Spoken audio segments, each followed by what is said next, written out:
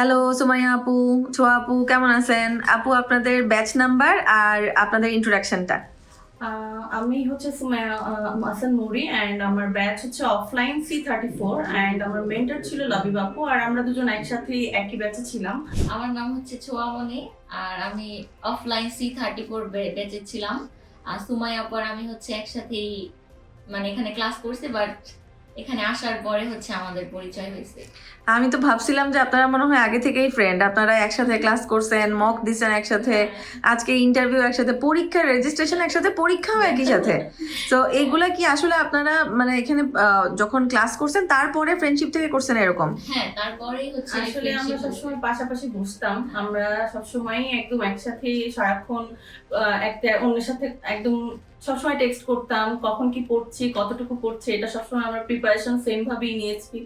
Even আমরা একটা আলাদা গ্রুপও ক্রিয়েট করেছিলাম যেখানে আমরা আমাদের পড়ার গোলটা সেট করে নিয়েছি, কোনটা কতটুকু কে কতটুকু প্র্যাকটিস করব এটাও আমাদের সেট করা ছিল। এভাবেই আর কি একসাথে সবকিছু করা হয়েছে। আপু, এখানে প্রিপারেশন নেওয়ার সময় সবচেয়ে ভালো দিক কোনটা আপনাদের কাছে লাগছে?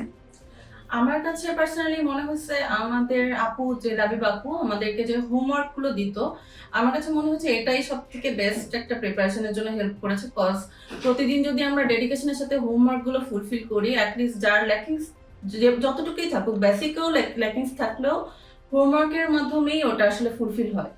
তো আপনি আপনার ক্লাসে যে হোমওয়ার্ক করছেন, লাবিবা আপু সবাইকেই জিজ্ঞেস করছে এবং আমাদের হ্যাঁ। একটা অ্যাটেন্ডেন্স শিট থাকে হ্যাঁ, হ্যাঁ। যেখানে লেখা থাকে কে হোমওয়ার্ক করছে এবং কে হোমওয়ার্ক করে নাই। তো আপনাদের ক্লাসে কি এরকম সবাইকে পাইছেন যে আপনাদের মতো হোমওয়ার্ক করছে? না না, আমরা সবাইকে পাইনি, ম্যাক্সিমামই ছিল এমন যারা হোমওয়ার্ক কমপ্লিট করেনি। আপনাদের যারা ক্লাসমেট, হ্যাঁ, তাদের মধ্যে এখন পর্যন্ত কয়জন পরীক্ষা দিছে? 4-5 জনের মতো আমি আসলে যতটুকু জানি পরীক্ষা দিয়েছে, বাট আমি 2-3 জনের রেজাল্ট জানি আর বাকি জনের রেজাল্ট জানি না। আচ্ছা, ওকে। আর বাকি অনেকেই তো হচ্ছে কোনোভাবেই এখনো কোনো exam হয়নি। মানে আপনাদের সাথে রিলেটেডও না বা কোনোভাবে কানেক্টেডও না? Related আছে, কানেক্টেড এখনো? 2-1 জন connected আচ্ছা, ওদের ওদের গরজটা কেমন বা ওরা কবে পরীক্ষা দিবে এমন কিছু? হ্যাঁ, ফেব্রুয়ারিতে অনেক আছে, না সরি জানুয়ারিতেই এক্সাম দিবে, মেবি 17-18 তারিখের দিকে। ওরা আসলে আমার থেকে অনেক সময় অনেক কিছু জানতে চায়, ওগুলাতে হেল্প করে ট্রাই করি আর কি আমি যতটুকু আমার ভেরি গুড, দ্বারা। Very good. হ্যাঁ, আরেকটা ভাইয়া আছে, উনি আমাকে সবসময় টেক্সট করে, খোঁজ খবর রাখে কিভাবে পরীক্ষায় কি করছি না করছি, তারপরে জিজ্ঞেস করে এই টাস্ক কিভাবে করব, বা লাবিব আপু এটা বইলা দিছিল, আপু আপনি কি পরীক্ষা এমন ইউজ করছেন নাকি? আমি বলছি হ্যাঁ, আপু যেভাবে যেভাবে বইলা দিচ্ছে আমি পরীক্ষাতে সেম সবকিছু বলবো। Exactly, exactly. আমাদের স্টুডেন্টদের জন্য বা আপনাদের ক্লাসমেটদের জন্য, কোর্সমেটদের জন্য, যে কোনো মানে সবার জন্য একটা সাজেশন বলেন যে কি করলে ভালো করে 1 মাসের মধ্যেই স্কোর পাবে। সবার জন্য আমার আমার মানে আমার থেকে একটাই সাজেশন, যেটা হচ্ছে ডেইলি বেসিসে প্র্যাকটিস করা। যে প্র্যাকটিস করার পরে হচ্ছে মক দিয়ে অন্তত দেখা আমার ল্যাকিংসটা কোথায় আছে। যেখানে ল্যাকিংস আছে আমার মনে মনে হয় ওই ল্যাকিংস গুলার উপরে আরো বেশি ফোকাস দেওয়া, আরো বেশি প্র্যাকটিস করা ওগুলোতে। আর যেগুলো আসলে মার্ক বেশি কন্ট্রিবিউট করে ওইগুলাও বেশি প্র্যাকটিস করা। আই থিঙ্ক এক্সামের আগে যদি কেউ এভাবে প্র্যাকটিস করে তো সে ভালো রেজাল্ট করবে আসলে। আর আপু, ছোয়া আপু? হ্যাঁ, আমার জন্য সুমাইয়া আপুর মতে অনেক বেশি বেশি প্র্যাকটিস করতে হবে আর মক দিতে হবে অনেক বেশি বেশি। মক দিলে তো বোঝা যাবে আমার ল্যাকিংস গুলা কোথায়। তারপরে যেগুলাতে বেশি বেশি মার্ক, যেমন WFT, রিপিট সেন্টেন্স, তারপরে স্পিকিং ভালো করলে কিন্তু লিসেনিং অটোমেটিক্যালি ভালো হয়। তো speaking, repeat sentence, describe image এগুলা খুব ভালো মতো প্র্যাকটিস করা। আর হচ্ছে SST, SWT এগুলাও তো অনেক মার্ক কন্ট্রিবিউট করে, তো এগুলো অনেক ভালো মতো প্র্যাকটিস করা। আমার সাথেও তো প্রতিদিন আপনাদের দেখা হয়েছে। হ্যাঁ। তাহলে কারা বলে যে ব্যাচের পরে আর টাইম নাকি পায় না, অথচ আমরা কিন্তু ব্যাচের পরে উল্টা 1-to-1 সেশন দিতে হ্যাঁ, থাকি। আপনারা তো বলেনই যে আমাদের যখনই যত প্রবলেম হবে আমরা এসে Exactly. চলে আসি। সেটা হচ্ছে আপুকে আমি মেসেজ করেছিলাম যে আপু আমার হচ্ছে সামারাইজ স্পোকেন টেক্সটে সমস্যা হইতেছে আর হচ্ছে সামারাইজ রিটেন টেক্সট। তখন আপু বললো যে আপু আপনি যদি পারেন তাহলে একদিন অফিসে চলে আসেন। তারপর আমি একদিন আসলাম, আপুর সাথে প্রায় আধা ঘন্টা বইসা কথাবার্তা বলছি। এক্স্যাক্টলি। আপু বইলা দিছে কিভাবে কি করতে হবে, তারপরে বাসায় যে আমি সেইম ভাবে প্র্যাকটিস করছি। আলহামদুলিল্লাহ ওই মেথডটাই আমি ফলো করছি এক্সামে হলে, আলহামদুলিল্লাহ। আর স্কোর আলহামদুলিল্লাহ ভালো আসছে। আপু এটা কেন বলছে, কারণ হচ্ছে ফোনে আপনাকে কেমনে বোঝাবে, সেটাই তো, হ্যাঁ, অবশ্যই হ্যাঁ। আপনি অবশ্যই, এখানে হ্যাঁ। আসবেন, এখানে আপনাকে আসতে ধরে হবে। একটু হ্যাঁ, দেখাই হ্যাঁ, দিবে। হ্যাঁ। অনলাইন হ্যাঁ। যারা আছে তাদেরকে হয়তো বা আলাদা করে একটু 15 মিনিট টাইম দিয়ে ওখানে বসে স্ক্রিন শেয়ার করে দেখাই হ্যাঁ। দিচ্ছে, আর কোনো উপায় না থাকলে। বাট কিছু জিনিস আছে স্টুডেন্টরা মনে করে আমি ক্লাস করব না, ক্লাসের বাইরে গিয়ে আমি এটা 1 মিনিট জিজ্ঞেস করবো, আমাকে একটা ভয়েস দিলে কি হয়, বাট একটা ভয়েসে তার কিছুই হবে না, এখানে কিছুই হ্যাঁ, বোঝানো কিছুই যায় না। বোঝানো যায় না। হ্যাঁ। আপুর Exactly. সাথে আমি প্রায় আধা ঘন্টার মতো বসে কথা বলছি, ক্লাস শেষ করে আপু তারপর হচ্ছে আমাকে সময় দিছে। আপনাদের স্কোর বলেন সবাইকে। আচ্ছা, আমার হচ্ছে 68 আসছে ওভারঅল, আর আমার হচ্ছে ওভারঅল 59। হ্যাঁ আপু, আমি যেটা জানি আপনি স্পিকিং এ অনেক ভালো ছিলেন। হ্যাঁ, আমি একটা ইনসিডেন্টের কথা শুনছিলাম, সেটা যদি একটু এক্সপ্লেইন করতেন যে পরীক্ষার দিন কি হয়েছিল। পরীক্ষা দিন হয়েছে কি, আমি যখন কথা বলতেছিলাম, যখন ডেসক্রাইব ইমেজের সময় আসে, তখন একটা ভাইয়া আসার পরে উনি আমাকে বলে যে আপু আস্তে কথা বলেন। তখন আমি ভাবছি যে হয়তো বা এটার জন্য কোনো সমস্যা হতে পারে, এই জন্য আমি আস্তে আস্তেই কথা বলছি এরপর থেকে। আর আমার ডেসক্রাইব ইমেজ হচ্ছে আমি অনেক প্র্যাকটিস করছিলাম, তো মানে যেই 5-6টা আসছে আমার সবগুলাই প্র্যাকটিস করা ছিল। মানে আমি হচ্ছে যখন প্র্যাকটিস করতাম ওগুলো আমি পাইছি প্র্যাকটিস করার সময়তে, তো আমার মানে ভালো হয় নাই। হ্যাঁ, আমি তো দেখলাম যে আপনার রাইটিং স্কোর কত, 73। মাশাআল্লাহ। আপুর রাইটিং স্কোর, আমার 63। আর আপুর স্পিকিং স্কোর 52 আসছে। হ্যাঁ, এই একমাত্র ডাকাডাকির কারণেই আপনার নার্ভাসনেসে এবং মানে লো ভয়েসে বলার কারণে আপনার এটা নষ্ট হয়ে গেছে। এটা আমরা আগেও অনেকবার এই কমপ্লেনটা পাইছি, যে সেন্টারগুলোতে এরকম পেছন থেকে ডেকে বলে যে আস্তে কথা বলেন, বা আপনার পরীক্ষা বাতিল হয়ে যাবে, এই ধরনের অনেক কথা বলে। ইভেন অনেক সময় আমরা শুনছি যে খুব বেশি জোরে না বললেও এটা এসে বলে যায়। তো এটা আসলে মানে খুবই তো এটার জন্য আপনারা যদি একটা টিপস দেন সবার উদ্দেশ্যে, যে আপনাদের কি মনে হয় যে নিজেকে কিভাবে কন্ট্রোল করা যায়। যেমন আপুকেও বলছে, আপু সেটা নিজে, আপু কি করছেন? আমাকেও তো 2বার এভাবে এসে থামাই দিচ্ছে, বাট আমি আসলে তখন মনে করছি আমি যদি না আমি যেভাবে বলতাম বাসায় ওভাবে যদি না বলি তাহলে আমার স্কোরটা হয়তো ডাউন হয়ে যাবে। তো আমি চেষ্টা করছি ওনাদেরকে ইগনোর করে আমি যেভাবে প্র্যাকটিস করছি ওভাবেই বলে। এক্স্যাক্টলি, নার্ভাসনেসটাকে এভাবেই কাম করতে হয়, যে যা ইচ্ছা হোক আমি ঠিক বাসায় যেভাবে প্র্যাকটিস করছি সেভাবে প্র্যাকটিস করব। আমি যেহেতু আমরা লাবিবা আপু আর আমি আপনাদেরকে চিনি, আমরা জানি যে আপনারা ওরকম জোরে চিৎকার করেন না, কারণ আমরা ক্লাসেই শুরু থেকেই বলে দেই যে অতিরিক্ত জোরে চিৎকার করলে নাম্বার পাবেন না, আবার আস্তে বললে রেকর্ড না হওয়ার একটা চান্স থাকে। সো আপনারা কিন্তু যথেষ্ট এলিগেন্ট আর খুবই মানে একটা মডারেট করেন। এটা আমি আগেও শুনছি যে খুব বেশি জোরে চিৎকার না করলেও পিছন থেকে এসে এইসব বলতে থাকে। তো একটা জিনিস বোঝা উচিত যে পিটি সেন্টার যারা চালাচ্ছেন তাদের মানে তারা যখন একটা এক্সাম যে দিচ্ছে তাকে এসে যখন পিছন থেকে নক করে, এমনিতেই তো বেচারা অনেক নার্ভাস, তো তখন যদি এসে এরকম ভাবে মানে নক করার কারণে তার পরীক্ষাটাই নষ্ট হয়ে যায়। ইভেন এমনও অনেক স্টুডেন্টকে আমি দেখছি যাদেরকে একাধিকবার পরীক্ষা দিতে হয়েছে শুধু এই কারণে। একটা ভাইয়া তানভীর নাম, উনি এখন সম্ভবত ফিনল্যান্ড বা নিউজিল্যান্ডে আছে। গত বছর ওনার সাথে এই কাহিনীটার কারণে ওনার পরীক্ষাটা 2বার দিতে হয়েছে, পরের বার সম্ভবত 78 আসছে। মানে ওনার এত ভালো প্রিপারেশন, আমরা সবাই জানি উনি 75 তো মিনিমাম পাবে। প্রথমবার যখন দিছে 52 আসলো, কারণ ওই যে স্পিকিং এর সময় ওনাকে ডাকলো, নার্ভাসনেসে পুরো পরীক্ষাটা ওনার খারাপ হয়েছে, এত মন খারাপ। 10 দিনের মধ্যে কোনোভাবে আবার পরীক্ষা দিয়ে 78 পেয়ে কিন্তু করলো।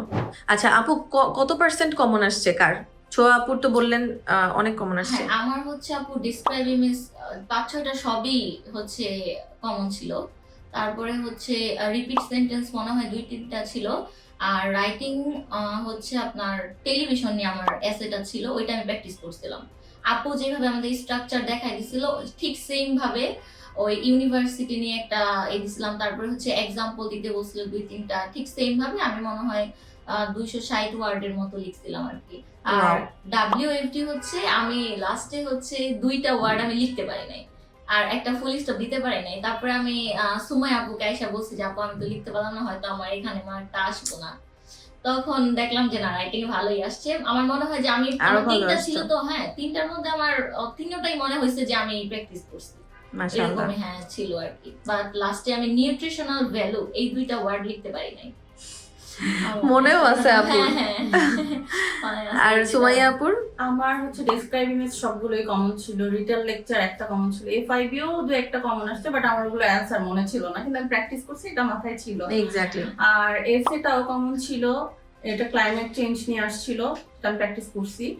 আর WFD আমার 3টাই কমন আসছিল, এই আর কি। ওয়াও, তাহলে তো মোটামুটি অনেকখানি কমন আসছে। আসলে কমন আসার ব্যাপারগুলো কিন্তু ডিফারেন্ট, মানে দেখলে মনে হবে যেন চিনি চিনি, কারণ আমি এটা প্র্যাকটিস করছি, বাট তার মানে এই না যে আমার এটা পুরো মনে আছে। মানে হ্যাঁ হ্যাঁ, মনে থাকে না। এক্স্যাক্টলি, ওটা আপনার হাজারবার করলেও মনে থাকবে না। মানে অনেক প্র্যাকটিস করার কারণে দেখা যাচ্ছে ওরকম সেম কোশ্চেন আমাদের করা হচ্ছে। সো আপনারা মানে এই একটা বলেন, টার্গেট বলেন যে স্টুডেন্টরা কত কত প্র্যাকটিস করা উচিত, আপনারা আপনাদের এই অনুযায়ী কত ঘন্টা বা কতগুলা করে প্র্যাকটিস করছেন? আমি আসলে, আমার তো আসলে তো ছোট বেবি আছে, ইভেন আমি মাস্টার্স একটা করতেছি, তো আবার ফ্যামিলিও সামলাতে হয়, তো আমি আমার ক্ষেত্রে যখনই টাইম পাইছি আমি তখনই প্র্যাকটিস করার ট্রাই করছি। ইভেন আমার মাঝখানে গ্যাপও ছিল, কয়েকদিন এমনও হয়েছে আমি প্র্যাকটিস করিনি, বাট আমি এক্সামের আগে একদম বলতে গেলে 1 উইক আমি একদম টোটালি সারাদিনই এটার উপরই টাইম দিছি। তো আমার প্রিপারেশন বলতে গেলে একদম ডেডিকেশনের সাথে ওই 1 উইক আমি একদম ফুললি টাইম দিছি। বাট আমার মতে যাদের একটা ভালো স্কোরের টার্গেট আছে, আমার তাদের উচিত ডেইলি অ্যাটলিস্ট 4 ঘন্টা করে হলেও করতে। ইভেন সে যদি চায়, তার যদি আরো বেশি মানে ডেডিকেশন থাকে, আরো বেশিক্ষণ করলে ভালো, বাট যেগুলো ল্যাকিং সেইগুলো যদি আরো বেশি বেশি প্র্যাকটিস করে, আই হোপ তাদের একটা টার্গেট স্কোরটা তারা অ্যাচিভ করতে পারবে। এক্স্যাক্টলি। ছোঁয়া আপু? প্র্যাকটিস তো অবশ্যই ডেইলি করতে হবে, কিন্তু আমি হচ্ছে যখন আপুর সাথে ক্লাসগুলো শেষ হয় তখন আমি হচ্ছে ওই ঢাকা থেকে আমার মুন্সিগঞ্জে বাসায় মানে কি চলে গেছিলাম।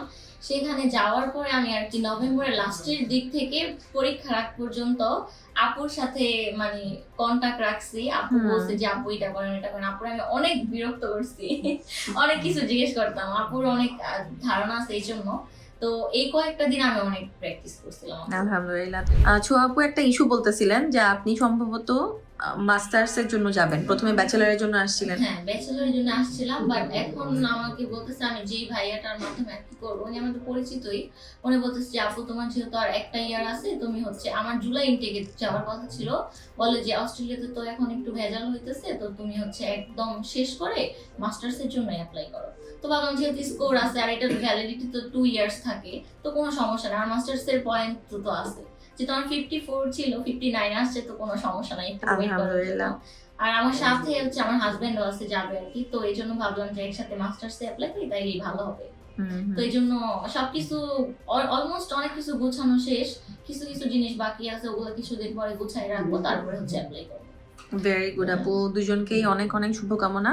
আর হচ্ছে আপু, আপনারা কিন্তু আপনাদের ব্যাচমেটদের খবর রাখবেন এবং তারা যেন পরীক্ষা দেয় সেটা এনশিওর করবেন। আপু তো অলরেডি রাখেই।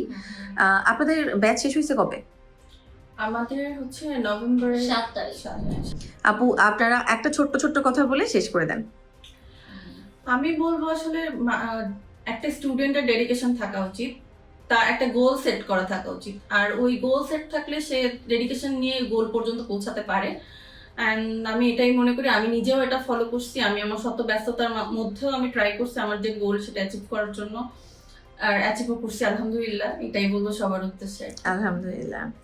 আমি হচ্ছে পুরোটাই লাভের উপর সেম টু সেম ভাবে, যেইভাবে বলছে আমি সব ওইভাবেই করছি। অনেকে আছে যে বলে না এইভাবে করলে হবে না, এইভাবে করলে হবে না, বাট আমি সেম আপু যা বলছে, আমি রিডিং FIBL FIB গুলা অনেক প্রবলেমই করতাম। তখন আপু বললো যে হচ্ছে আপু আমাদের আলাদা তো গ্রামারের ক্লাস নিচ্ছে 2-3টা, তো আমাদের লিখা দিচ্ছে, আমি সব নোট করছি, নোট করে করে নিয়ে গেছি, ওগুলাই ফলো করছি। আর এই রিডিং আমার ভালো আসছে। আমি সবার উদ্দেশ্যে একটাই কথা বলবো, আপু যেভাবে পড়ায় বা যার কাছেই পড়ে, সবাই যাতে যেভাবে বলে ঠিক সেম মেথড গুলো ফলো করে, তাইলেই সবাই ভালো করতে পারবে। আর অবশ্যই ডেডিকেশন থাকা দরকার, প্র্যাকটিস দরকার অনেক বেশি বেশি, তাই হ্যাঁ, যার যেরকম কোয়ালিটি সেই অনুযায়ী প্র্যাকটিস করতে হবে। কেউ কেউ তো আছে কোনো প্র্যাকটিস ছাড়াই পরীক্ষা দিচ্ছে, তো ওইটা সবার সাথে তুলনা দিলে তো হবে না। এক্স্যাক্টলি। থ্যাংক ইউ আপু, আজকের মতো এখানেই। আশা করি আপনাদের ভালো লাগবে। আল্লাহ হাফেজ, আসসালামু আলাইকুম।